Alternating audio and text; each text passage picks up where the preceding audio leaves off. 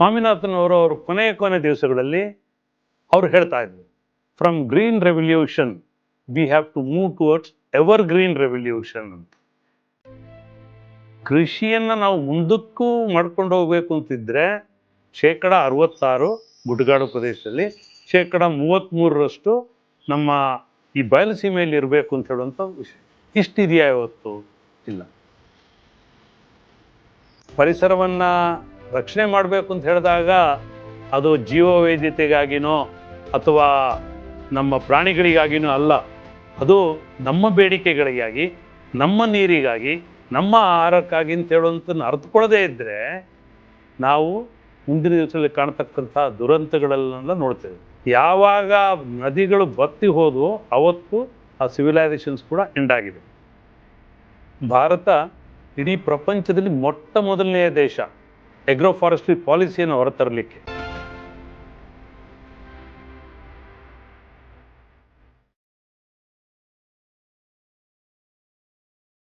ಪರಿಸರ ಮತ್ತು ಸಂರಕ್ಷಣೆ ಬಗ್ಗೆ ಈಗಾಗಲೇ ನಾನು ಮಾತಾಡ್ತಾ ಇದ್ದೇನೆ.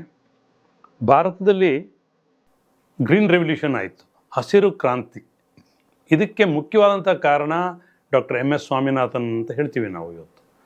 ಅದರಲ್ಲಿ ಹಸಿರು ಕ್ರಾಂತಿಗಾಗಿ ಏನು ದೇಶ ಹೊರದೇಶದಿಂದ ಗೋಧಿಯನ್ನು ತಂದು ನಮ್ಮ ಜನರಿಗೆ ಕೊಡ್ತಾ ಅಂಥ ವ್ಯವಸ್ಥೆಯಲ್ಲಿ ನಾವಿವತ್ತು ನಮ್ಮ ಆಹಾರವನ್ನು ಬೆಳೆಯೋದಲ್ಲದೆ ಪ್ರಪಂಚಕ್ಕಿಡೀ ಆಹಾರವನ್ನು ಕೊಡ್ತಕ್ಕಂಥ ವ್ಯವಸ್ಥೆಯನ್ನು ಭಾರತ ದೇಶದ ನಮ್ಮ ರೈತರು, ನಮ್ಮ ವಿಜ್ಞಾನಿಗಳು, ನಮ್ಮ ರಾಜಕಾರಣಿಗಳು ಇವರೆಲ್ಲರೂ ಸೇರಿ ಮಾಡಿರ್ತಕ್ಕಂತಹ ವ್ಯವಸ್ಥೆ.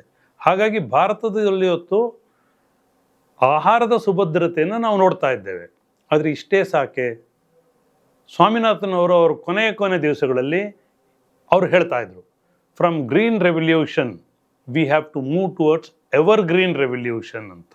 ಅಂದರೆ ಏನು? ಹಸಿರು ಕ್ರಾಂತಿಯಿಂದ ನಿತ್ಯ ಹಸಿರು ಕ್ರಾಂತಿಯೆಡೆಗೆ ನಾವು ಹೋಗಬೇಕು. ಅಂದರೆ ಕೃಷಿಯ ಏನು ಉತ್ಪಾದನೆ ಇದೆ ಅದರ ಜೊತೆಗೆ ಕೃಷಿ ಭೂಮಿಯಲ್ಲಿ ಮರಗಳನ್ನ ಕೂಡ ಒಗ್ಗೂಡಿಸ್ಕೊಂಡು ಅಗ್ರೋ ಫಾರೆಸ್ಟ್ರಿ ಮಾಡಬೇಕು ಅಂತ ಹೇಳ್ತಕ್ಕಂತಹ ವ್ಯವಸ್ಥೆಯನ್ನು ಸ್ವಾಮಿನಾಥನ್ ಅವರೇ ಸ್ವತಃವಾಗಿ ಹೇಳಿದರು. ಯಾಕೆಂತ ಹೇಳಿದರೆ ಎವರ್ಗ್ರೀನ್ ರೆವಲ್ಯೂಷನ್ನಿಂದ ಬರೀ ಫುಡ್ ಸೆಕ್ಯೂರಿಟಿ ಮಾತ್ರ ಅಲ್ಲ, ವಾಟರ್ ಸೆಕ್ಯೂರಿಟಿ ಸಿಗುತ್ತೆ, ನ್ಯೂಟ್ರಿಯೆಂಟ್ ಸೆಕ್ಯೂರಿಟಿ ಸಿಗುತ್ತೆ, ಎನ್ವೈರ್ಮೆಂಟಲ್ ಸೆಕ್ಯೂರಿಟಿ ಸಿಗುತ್ತೆ, ಎಕನಾಮಿಕ್ ಸ್ಟೆಬಿಲಿಟಿ ಸಿಗುತ್ತೆ. ಹಾಗಾಗಿ ಒಂದಲ್ಲ ಹಲವಾರು ರೀತಿಯ ಪ್ರಯೋಜನಗಳನ್ನ ಈ ಒಂದು ಅಗ್ರೋ ಫಾರೆಸ್ಟ್ರಿ ಮುಖಾಂತರ ಮಾಡ್ಬೋದು. ಈ ಮಾತನ್ನು ನಾನು ಇವತ್ತು ಹೇಳ್ತಾ ಇದ್ದೀನಿ ಅಂತ ಹೇಳಿದ್ರೆ, ನಮ್ಮ ದೇಶದ ಏನು ಭೌಗೋಳಿಕ ಪ್ರದೇಶ ಇದೆ ಅದರಲ್ಲಿ 20-21% ಮಾತ್ರ ನೈಸರ್ಗಿಕವಾದಂಥ ಅರಣ್ಯ ಇರೋದು. ಆದರೆ ಈ ದೇಶ ಮುಂದಕ್ಕೆ ನಡಿಬೇಕು ಅಂತ ಹೇಳಿದ್ರೆ 33% ಭಾಗದಲ್ಲಿ ಅರಣ್ಯ ಇರಬೇಕು. ಎಲ್ಲಿ? ಬಯಲುಸೀಮೆ ಪ್ರದೇಶದಲ್ಲಿ. ಅದೇ ಗುಡ್ಡಗಾಡು ಪ್ರದೇಶದಲ್ಲಿ 66% ನಮಗೆ ಮರ ಇದ್ದರೆ ಮಾತ್ರ ಪರಿಸರ ಅಲ್ಲ ಕೃಷಿಗೆ ಯೋಗ್ಯವಾಗುತ್ತೆ ಅಂತ ಹೇಳುವಂಥದ್ದನ್ನು ನ್ಯಾಷನಲ್ ಕಮಿಷನ್ ಆನ್ ಅಗ್ರಿಕಲ್ಚರ್ ಹೇಳುತ್ತೆ. ಇದು ಯಾರೇ ಒಂದು ಪರಿಸರಕ್ಕೆ ಸಂಬಂಧಪಟ್ಟಂಥ ವಿಜ್ಞಾನಿಗಳು ಹೇಳಿದ್ದಲ್ಲ. ಕೃಷಿಯನ್ನು ನಾವು ಮುಂದಕ್ಕೂ ಮಾಡ್ಕೊಂಡು ಹೋಗಬೇಕು ಅಂತಿದ್ದರೆ 66% ಗುಡ್ಡಗಾಡು ಪ್ರದೇಶದಲ್ಲಿ, 33% ನಮ್ಮ ಈ ಬಯಲುಸೀಮೆಯಲ್ಲಿ ಇರಬೇಕು ಅಂತ ಹೇಳುವಂಥ ವಿಷಯ. ಇಷ್ಟಿದೆಯಾ ಇವತ್ತು? ಇಲ್ಲ. ಯಾಕಿಲ್ಲ? 21% ಭೂಭಾಗದಲ್ಲಿ ಮಾತ್ರ ನೈಸರ್ಗಿಕವಾದಂಥ ಅರಣ್ಯ ಇದೆ ಅಂತ ಹೇಳ್ತಾ ಇದ್ದೀನಿ. ಆದರೆ ಭಾರತದಲ್ಲಿ ಭಾಳ ಸಂತೋಷದ ವಿಷಯ ಏನಂದರೆ, ಪ್ರತಿ ವರ್ಷ ಭಾರತದಲ್ಲಿ ಅರಣ್ಯಗಳ ಒಂದು ಸಾಂದ್ರತೆ ಏರಿಯಾ ಜಾಸ್ತಿ ಆಗ್ತಾ ಇದೆ. ಯಾಕೆ ಜಾಸ್ತಿ ಆಗುತ್ತೆ? ಜಾಸ್ತಿ ಆಗಬೇಕು ಅಂತ ಹೇಳಿದ್ರೆ ಯಾರೋ ಮರ ನಡ್ತಾ ಇರಬೇಕು. ಯಾರು ಮರ ನಡ್ತಾ ಇದ್ದಾರೆ? ರೈತರು ಮರ ನಡ್ತಾ ಇದ್ದಾರೆ. ಇವತ್ತು ಕೃಷಿ ಭೂಮಿಗಳಲ್ಲಿ ಮರ ನಡುವಂಥ ಮುಖಾಂತರ, ಅಗ್ರೋ ಫಾರೆಸ್ಟ್ರಿ ಮುಖಾಂತರ ಇವತ್ತು ನಾವು ನಮ್ಮ ಭಾರತದ ಅರಣ್ಯದ ಏನು ಸಂಪತ್ತಿದೆ ಅದು 21% ನೈಸರ್ಗಿಕ ಅರಣ್ಯ ಇದೆ.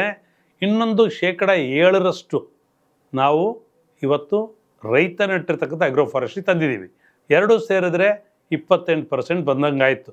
ಆದರೂ ಕೂಡ ಮುಂದಿನ ದಿವಸಗಳಲ್ಲಿ ಇನ್ನೂ ಹೆಚ್ಚಾಗಿ ನಾವು ಈ ಒಂದು ಪದ್ಧತಿಯನ್ನು ಮಾಡಬೇಕು. ಹಾಗಾಗಿ ಅರಣ್ಯಗಳ ಬಗ್ಗೆ ಮಾತಾಡೋದಿದ್ದರೆ ನಾವು ಮುಖ್ಯವಾಗಿ ಇರ್ತಕ್ಕಂತಹ ನೈಸರ್ಗಿಕ ಅರಣ್ಯಗಳನ್ನ ಹಾಗೆ ಉಳಿಸ್ಕೋಬೇಕು. ಅದರಲ್ಲಿ ಯಾವುದೇ ರೀತಿಯ ಅಭಿವೃದ್ಧಿ ಕಾರ್ಯಗಳನ್ನ ನಾವು ಮಾಡಲಿಕ್ಕೆ ಹೋಗಬಾರ್ದು. ಅದರ ಜೊತೆಗೆ ನಮಗೆ ಬೇಡಿಕೆಗಳು ಬೇಕು. ನಮಗೆ ದೇಶಕ್ಕೆ ಮರ ಬೇಕು, ಕಾಗದ ಬೇಕು, ಇನ್ನೊಂದು ಉತ್ಪನ್ನ ಬೇಕು, ಅದನ್ನು ಈ ನೈಸರ್ಗಿಕ ಅರಣ್ಯಗಳಿಂದ ತಗೊಳ್ಳೋದೇ ಬೇಡ.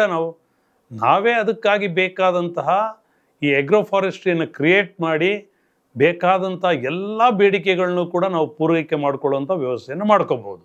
ಹಾಗಾಗಿ ಏನು ಹೇಳ್ತಾರೆ ಇವತ್ತು, ಯಾವುದೇ ಒಂದು ಪ್ರದೇಶದ ಆರ್ಥಿಕ ಸೌಭದ್ರತೆಯನ್ನು ಇವತ್ತು ನಾವು ಬರೀ ಒಂದು ಆರ್ಥಿಕವಾಗಿ ತಗೊಳ್ಳೋದಲ್ಲ, ಆ ಭೂಮಿಯ ಎಷ್ಟು ಪರ್ಸೆಂಟಲ್ಲಿ ಹಸಿರು ಹೊದಿಕೆ ಅಂದರೆ ಫಾರೆಸ್ಟ್ ಇದೆ ಅಂತ ಹೇಳೋದಕ್ಕೆ ಒಂದು ಮುಖ್ಯವಾದಂಥ ಕಾರಣ.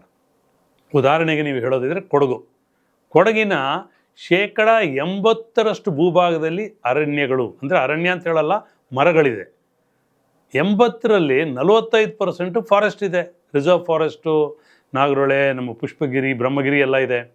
ಇದ್ರ ಜೊತೆಗೆ ರೈತರು ಉಳಿಸ್ಕೊಂಡಿರ್ತಕ್ಕಂಥ ಕೃಷಿ ಅರಣ್ಯಗಳಲ್ಲಿ 33%, 45, 33 ಅಂತ ಹೇಳಿದ್ರೆ 78 ಆಯಿತು. ಜೊತೆಗೆ 2%ಅಲ್ಲಿ ದೇವ್ರ ಕಾಡುಗಳಿದೆ. ಹಾಗಾಗಿ 80% ನಮ್ಮ ಭೂಪ್ರದೇಶದಲ್ಲಿ ಹಸಿರು ಹೊದಿಕೆ ಇದೆ. ಹಾಗಾಗಿ ಏನಿದೆ, ಕೊಡಗಿನಲ್ಲಿ ಕೃಷಿ ಇರಲಿ, ಕೊಡಗಿನಲ್ಲಿ ಟೂರಿಸಮ್ ಇರಲಿ, ಇದಕ್ಕೆಲ್ಲ ಏನು ನಮಗೆ ಕೃಷಿ ಅಥವಾ ಪ್ರವಾಸೋದ್ಯಮ ಎಲ್ಲದಕ್ಕೂ ಪೂರಕ ಈ ಹಸಿರು ಹೊದಿಕೆ. ಸೊ ಹಾಗಾಗಿ ಸ್ವಾಮಿನಾಥನ್ ಅವರು ಹೇಳಿದಾಗೆ ಎವರ್ಗ್ರೀನ್ ವೆಜಿಟೇಷನ್ ಅಂತ ಹೇಳ್ತಕ್ಕಂತಹ ಏನು ಒಂದು ಕಾನ್ಸೆಪ್ಟ್ ಇದೆ, ಅದು ಉತ್ತಮವಾದಂಥ ನಿದರ್ಶನ ಕೊಡಗು. ಹಾಗೆಯೇ ನಮ್ಮ ಪಶ್ಚಿಮ ಘಟ್ಟದ ಜಿಲ್ಲೆಗಳಿರ್ಬೋದು, ಉತ್ತರ ಕನ್ನಡ ಇರ್ಬೋದು, ದಕ್ಷಿಣ ಕನ್ನಡ ಇರ್ಬೋದು, ಉಡುಪಿ, ಶಿವಮೊಗ್ಗ, ಈ ಮಲೆನಾಡು ಪ್ರದೇಶದಲ್ಲಿ ಹಸಿರು ಹೊದಿಕೆ ಹೆಚ್ಚಾಗಿರೋದ್ರಿಂದ ಅಲ್ಲಿ ಇವತ್ತು ನೀವು ನಮ್ಮ ರಾಜ್ಯದ ಬೇರೆ ಬೇರೆ ಜಿಲ್ಲೆಗಳ ನೀವು ಆರ್ಥಿಕತೆಯನ್ನು ನೋಡಿದರೆ, ಈ ಜಿಲ್ಲೆಗಳು ಯಾಕೆ ಸುಭಿಕ್ಷವಾಗಿದೆ, ಈ ಜಿಲ್ಲೆಯಲ್ಲಿ ಹಸಿರು ಹೊದಿಕೆ ಜಾಸ್ತಿ ಇರೋದರಿಂದ ಈ ಜಿಲ್ಲೆಗಳಲ್ಲಿ ಆರ್ಥಿಕ ಸುಭದ್ರತೆ, ಸಾಮಾಜಿಕ ಸುಭದ್ರತೆ ಇವೆಲ್ಲವನ್ನು ಕೂಡ ನಾವು ಕಾಣ್ತೇವೆ. ಹಾಗಾಗಿ ಇವತ್ತು ಪರಿಸರವನ್ನು ರಕ್ಷಣೆ ಮಾಡಬೇಕು ಅಂತ ಹೇಳಿದಾಗ ಅದು ಜೀವವೈವಿಧ್ಯತೆಗಾಗಿನೋ ಅಥವಾ ನಮ್ಮ ಪ್ರಾಣಿಗಳಿಗಾಗಿನೋ ಅಲ್ಲ, ಅದು ನಮ್ಮ ಬೇಡಿಕೆಗಳಿಗಾಗಿ, ನಮ್ಮ ನೀರಿಗಾಗಿ, ನಮ್ಮ ಆಹಾರಕ್ಕಾಗಿ ಅಂತ ಹೇಳುವಂಥದ್ದನ್ನು ಅರ್ಥಕೊಳ್ಳದೇ ಇದ್ದರೆ ನಾವು ಮುಂದಿನ ದಿವಸಗಳಲ್ಲಿ ಕಾಣ್ತಕ್ಕಂಥ ದುರಂತಗಳನ್ನೆಲ್ಲ ನೋಡ್ತೇವೆ. ನೀವು ಪ್ರಪಂಚದ ನಮ್ಮ ಹಿಸ್ಟ್ರಿಯನ್ನು ನೋಡ್ಕೊಂಡು ಬನ್ನಿ, ಎಲ್ಲ ಸಿವಿಲೈಸೇಷನ್ಸು ಸ್ಟಾರ್ಟ್ ಆಗಿದ್ದು ನದಿಯ ದಂಡೆಯ ಮೇಲೆ. ನೀವು ಈಜಿಪ್ಟೇ ತಗೊಳ್ಳಿ ಅಥವಾ ಎಲ್ಲಿ ಬೇಕಾದರೂ ತಗೊಳ್ಳಿ, ನಮ್ಮ ಹರಪ್ಪ ಮೊಹೆಂಜೊದಾರೋ ಎಲ್ಲವನ್ನೂ ತಗೊಳ್ಳಿ, ನದಿಯ ದಂಡೆ ಮೇಲೆ ಪ್ರಾರಂಭವಾಯಿತು.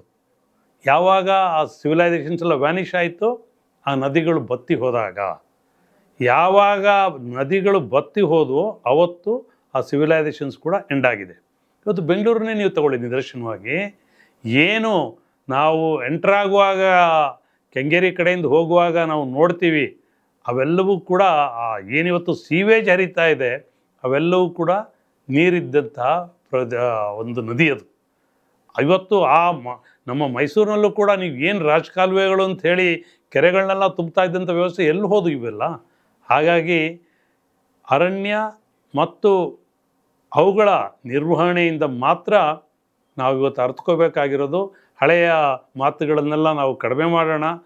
ಏನು ಗಾಳಿಗಾಗಿ, ನಮ್ಮ ಜೀವವೈವಿಧ್ಯತೆಗಾಗಿ ಅಂತ ಹೇಳೋದು ಬೇಡ, ನಮ್ಮ ನೀರಿಗಾಗಿ, ನಮ್ಮ ಅನ್ನಕ್ಕಾಗಿ ಅರಣ್ಯವನ್ನು ಉಳಿಸುವಂತಹ ಒಂದು ಪ್ರಯತ್ನ ಆಗಬೇಕು. ಈ ನಿಟ್ಟಿನಲ್ಲಿ ಭಾರತ ಇಡೀ ಪ್ರಪಂಚದಲ್ಲಿ ಮೊಟ್ಟ ಮೊದಲನೆಯ ದೇಶ ಎಗ್ರೋ ಫಾರೆಸ್ಟ್ರಿ ಪಾಲಿಸಿಯನ್ನು ಹೊರತರಲಿಕ್ಕೆ. 2014ರಲ್ಲಿ ಇಡೀ ಪ್ರಪಂಚಕ್ಕೆ ಮಾದರಿಯಾಗಿ ಭಾರತದಲ್ಲಿ ನಾವು ಕೃಷಿ ಅರಣ್ಯಕ್ಕೆ ಪೂರಕವಾದಂಥ ಒಂದು ಪಾಲಿಸಿಯನ್ನು ತಂದಿದ್ದೇವೆ. ಇದ್ರ ಮುಖಾಂತರವಾಗಿ ಇವತ್ತು ದೇಶದಲ್ಲಿ ಹೆಚ್ಚು ಹೆಚ್ಚು ಜನ ರೈತರು ಗಿಡಗಳನ್ನು ನಟ್ಟು ನೀವು ನೋಡ್ತಾ ಇದ್ದೀರಿ. ನೀವು ಕಾವೇರಿ ಕೂಗು, ಅದರಲ್ಲೂ ಕೂಡ ಸಾಕಷ್ಟು ಗಿಡಗಳನ್ನ ಅರಣ್ಯ ಇಲಾಖೆ ಕೃಷಿ ಅರಣ್ಯ ಪ್ರೋತ್ಸಾಹ ಯೋಜನೆ ಮುಖಾಂತರ ಎಲ್ಲ ಕಡೆಯಲ್ಲೂ ಈ ರೀತಿ ಕೃಷಿ ಅರಣ್ಯವನ್ನು ಮಾಡೋದ್ರ ಮುಖಾಂತರ ನಾವು ಸಾಮಾಜಿಕ, ಆರ್ಥಿಕ ಎಲ್ಲ ಭದ್ರತೆಗಳನ್ನು ಕೂಡ ನಾವು ಮುಂದಕ್ಕೆ ಬೆಳೆಸ್ಕೊಂಡು ಹೋಗ್ಬೋದು, ನಡೆಸ್ಕೊಂಡು ಹೋಗ್ಬೋದು ಅಂತ ಹೇಳ್ತಾ ನನ್ನ ಅನಿಸಿಕೆಗಳನ್ನ ನಾನು ಇಲ್ಲಿಗೆ ನಿಲ್ಲಿಸ್ತಾ ಇದ್ದೀನಿ.